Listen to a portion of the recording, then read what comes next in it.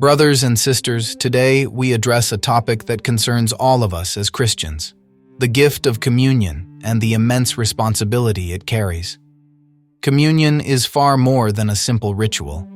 It is the heart of our faith, a moment of real encounter with Christ Himself.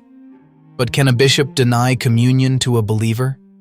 And why would the Church, our loving and merciful Mother, take such drastic and seemingly divisive actions?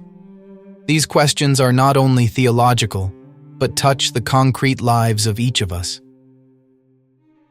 Today, we will discuss the case of Nancy Pelosi, a prominent public figure and former Speaker of the United States House of Representatives, who found herself at the center of a global controversy. The Archbishop of San Francisco denied her communion because of her public support for abortion. But there's more. During a Mass celebrated by Pope Francis, a priest gave her communion, sparking further questions and debates. What can we learn from all this? Why is what happened to Nancy Pelosi important for all of us? And what are the reasons a priest might refuse communion to someone? Let us discover this together, but before we continue, dear brothers and sisters, I ask for your help. We are living in challenging times when it is essential to come together as a community of faith. To continue this work of evangelization and reflection, we need your support. That's why I ask you to subscribe to this channel. Every subscription is a concrete act of support that motivates us to keep this mission alive. Together, we can share the light of the gospel with even more people. Now, let us return to the topic of this video. In May 2022, Archbishop Salvatore Cordileone of San Francisco decided to deny communion to Nancy Pelosi. Why?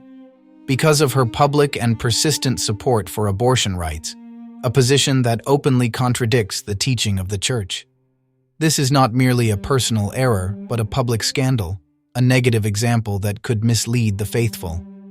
The Archbishop did not act impulsively. He made numerous attempts to engage Pelosi in dialogue, explaining the gravity of her stance and inviting her to a path of conversion. So I asked people to pray and fast for her, and I've been trying to meet with her ever since then. I have made several attempts to speak with her, and I've either been denied or have just received no response. She knew in advance that I would make this announcement if she did not repudiate her position on abortion, or at least not publicly refer to her Catholic faith and go to communion. When every attempt failed, he made this decision not as a judgment, but as an act of mercy for her soul and for the good of the community.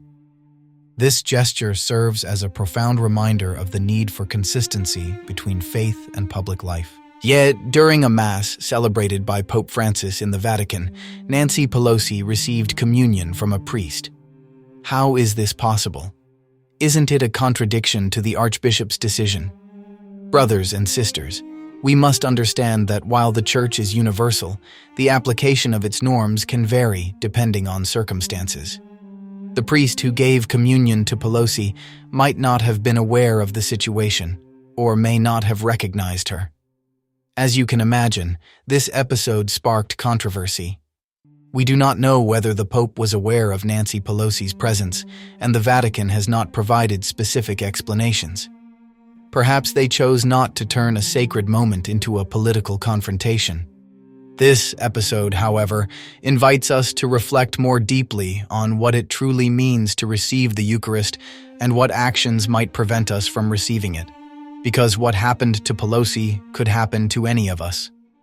We must clearly remember that receiving communion is not a symbolic gesture or mere tradition. It is a real encounter with the body and blood of Christ, a sublime mystery that unites us with God and the community of the faithful. But, as St. Paul teaches us, we must approach the Eucharist with a pure heart and a conscience free from mortal sin.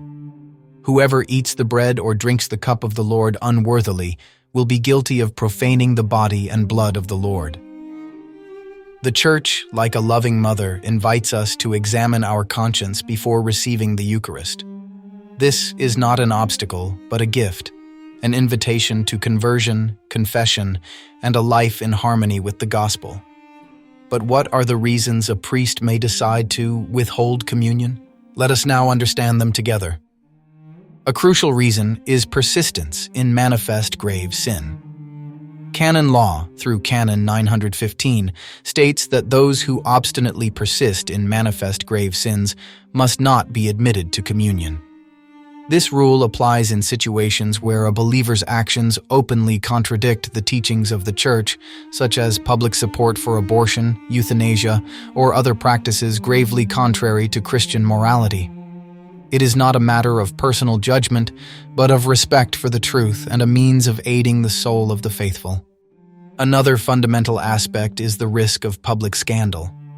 When a person in a public position lives in open contradiction to the Catholic faith, their actions can create confusion among the faithful and undermine the credibility of the Church itself. Imagine, brothers and sisters, the harm caused by the example of someone who professes the faith with their lips but acts in opposition to it. Denying communion in such cases is not a punitive act, but an urgent call to conversion and a way to protect the community. Moreover, communion requires faith and sincere intention. It is not an automatic or ritual gesture, but a personal encounter with Christ. Anyone who does not believe in the real presence of Jesus in the Eucharist or approaches the sacrament with superficiality or without due reverence commits a sacrilege. This serves as a reminder to all of us. Let us approach the altar with reverence and love, fully aware of the great gift we receive. Finally, a lack of reconciliation with God is a serious impediment. If a believer is in a state of mortal sin, confession is the necessary step to restore communion with God and the Church. Brothers and sisters, it is essential to understand that when the Church denies communion, it does not do so to condemn but to protect the sacrament, the community, and the soul of the faithful. St. John Paul II once said, "The sacrament of the Eucharist requires the fullness of communion with the Church, and this communion is especially manifested in fidelity to Christian doctrine and morals." The case of Nancy Pelosi reminds us that we are all called to conversion. Let us not think that this case concerns only Nancy Pelosi or public figures. Every time we approach the Eucharist, we are called to examine our hearts. Communion is an extraordinary gift, but also a responsibility. Let us live in a way worthy of this gift, striving daily to walk in the light of Christ. If you feel that your heart is far from God, do not despair. The Church is here to help you. Approach the sacrament of confession. Let God's mercy heal and renew you. Remember, God never tires of forgiving. It is we who grow weary of asking for forgiveness. Today, we discussed Nancy Pelosi's case because it offers us a valuable lesson on the coherence between faith and life, the importance of conversion, and the immense value of the Eucharist. Jesus invites us all to an eternal banquet, but asks that we prepare with a pure heart and sincere faith. Now, we would love to hear from you. How do you prepare your heart for Christ? Share your reflections and this video with your loved ones, and don't forget to subscribe to the channel.